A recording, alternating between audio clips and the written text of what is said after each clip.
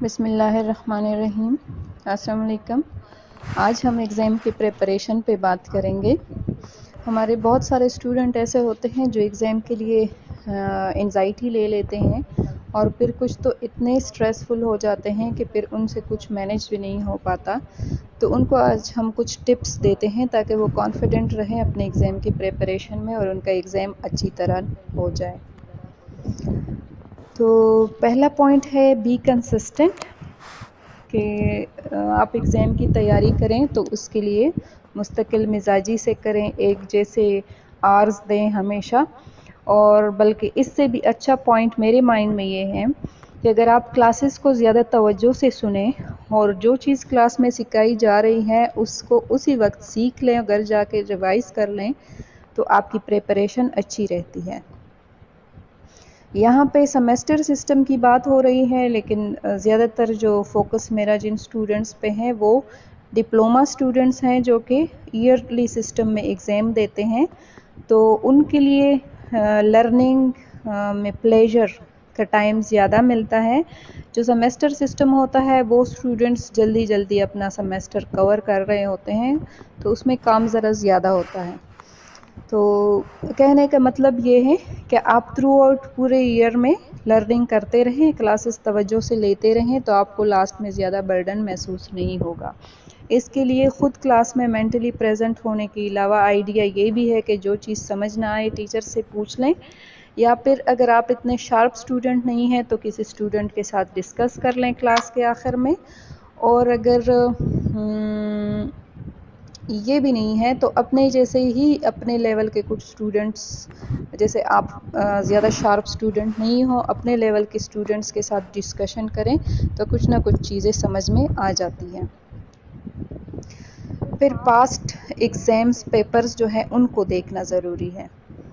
آپ کو ایسے پیپرز جو ہیں سبجیکٹ ٹیچرز کے پاس آپ پوچھ لیں یا پھر اپنے کسی سینئر سے پوچھ لیں. آپ کو کچھ نہ کچھ اتنے پیپر مل جائیں گے کہ جس سے آپ کو پیپر کے پیٹرن کا پتہ چل جائے گا. آپ کو پتہ چلے گا کہ اس پیپر میں کتنا پرسنٹیج MCQs کا ہے، کتنے لانگ کویسچنز کا ہے. آپ اکارڈنگلی اس سبجیکٹ کی پریپریشن کر سکیں گے. اور ہاں، ساتھ میں اس میں ایک پوائنٹ یہ بھی یاد رکھیں کہ سبجیکٹ جو ہے اس کو دیکھیں کہ یہ 50 مارکس کا ہے یا 100 مارکس کا ہے. یا اگر 100 مارکس کا ہے جیسے کمیونٹی یا میڈیکل سرجیکل ہے تو اس میں تھیوری کے 100 کے ساتھ ساتھ پریکٹیکل کے بھی 100 مارکس ہوتے ہیں. تو اکارڈنگلی پریپریشن کریں کہ آپ نے کتنے مارکس کے لیے اس سبجیکٹ کو پڑھنا ہے. پھر آپ نے جو پاسٹ کے پیپرز پڑھے ہیں اس کو یوٹیلائز بھی کریں. جیسے آپ نے اس میں دیکھا ہے کہ کچھ کویسچن جو ہے وہ امپورٹنٹ ہے اور بار بار ایگزام میں آتے ہیں. جیسے پاک اسٹڈی ہے، اس میں سے کچھ کویسچن ہر سال ایگزام میں آ جاتے ہیں، کچھ ایک سال چھوڑ کے آتے ہیں. تو اگر آپ کو 2-4 پیپر اس سبجیکٹ کے مل گئے ہیں، پہلے بکس میں امپورٹنٹ جو سبجیکٹ ہے، چیپٹرز ہیں یا کویسچن ہے تو اس پہ ایئر نمبر لکھ لیں کہ اس ایئر میں یہ کویسچن آیا تھا، اس میں آیا تھا، اس میں آیا تھا. آپ کو دوبارہ پھر وہ پیپرز اٹھانے کی نیڈ نہیں ہوگی. اور جب آپ اس بک سے پریپریشن کریں گے آپ کو ایک ٹاپک پہ صاف نظر آئے گا کہ یہ اس ایئر میں یہ کویسچن آئے تھے. پھر اپنا بہت سارا خیال رکھیے. ایسا نہیں ہے کہ ایگزام کی پریپریشن چل رہی ہے تو آپ بالکل بھول جائیں اپنے آپ کو، اپنا کھانا پینا بلا دیں، فرینڈس کو بلا دیں، ساری چیزیں آپ چھوڑ دیں اور ایگزام میں لگ جائیں. نہیں، اگر ایسے آپ ایگزام کی پریپریشن کریں گے آپ کی ہیلتھ بھی خراب ہوگی، آپ کو کچھ یاد بھی نہیں ہوگا. تو کرنا کیا ہے کہ آپ نے ایگزام کے دنوں میں اچھی خوراک کھانی ہے، اپنے دوستوں کے ساتھ صحیح والا ٹائم گزارنا ہے اور ایکسرسائزز کرنی ہے. ایک ہیلدی لائف سٹائل کو مینٹین رکھتے ہوئے آپ ایگزام کی پریپریشن کریں، آپ کو زیادہ چیزیں ریٹین رہے گی. پھر اپنا ٹائم ٹیبل دیکھ لیں، ایگزام کا جو ٹائم ٹیبل ہے اس کو چیک کر لیں. اس سے کیا ہوگا کہ آپ کو پہلے سے پتہ چل جائے گا. فرسٹ جو 2-3 پیپرز ہوتے ہیں وہ آپ کے جس طرح جاتے ہیں عموماً بعد والے پیپرز بھی اسی طرح گزر جاتے ہیں. تو ہم یہ کوشش کرتے ہوتے ہیں کہ فرسٹ جو پیپر ہے اس کی زیادہ ریویژن کر لیں. اس کی بجائے یہ کرنا چاہیے کہ فرسٹ جو 2-3 پیپرز ہیں، فرض کریں کسی میں سنڈے آ رہا ہے پیپر سے پہلے سنڈے آ رہا ہے تو آپ اس کی ریویژن جو ہے اس کو تھوڑا ہلکا ٹائم دے دیں، اور جس کے بعد چھٹیاں نہیں آ رہی جن پیپرز کے بعد ان کو ذرا زیادہ ٹائم دے دیں، تاکہ آپ کے فرسٹ 2-3 پیپرز جو ہے اس کو آپ نے زیادہ اچھے سے ریوائز کیا ہو، کیونکہ فرسٹ پیپرز کے لیے بندہ سٹریس میں زیادہ ہوتا ہے، تو آپ کی وہ چیزیں زیادہ ریویژن سے کور ہو جائیں۔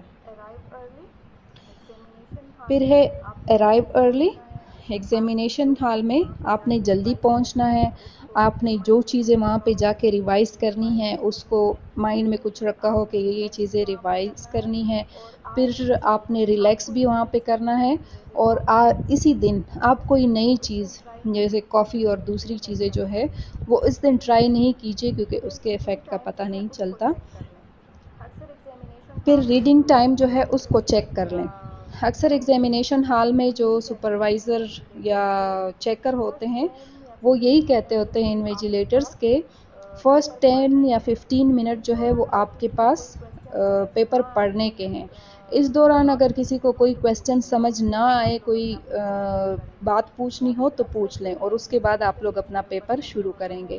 یا پھر اکثر جو ہے انویجیلیٹر یا چیئر پرسن جو ہوتا ہے وہ آپ کو پیپر پڑھ کے سناتا ہوتا ہے، تو آپ نے اس دوران پیپر کے کویسچنز کو اچھی طرح سمجھنا ہے، اور اگر آپ کو کوئی چیز سمجھ آتی ہے کہ یہ ان پوائنٹس، یہ والا کویسچن میں ان پوائنٹس پہ لکھوں گا تو اس کو اپنے پاس نوٹ بھی کر لیں۔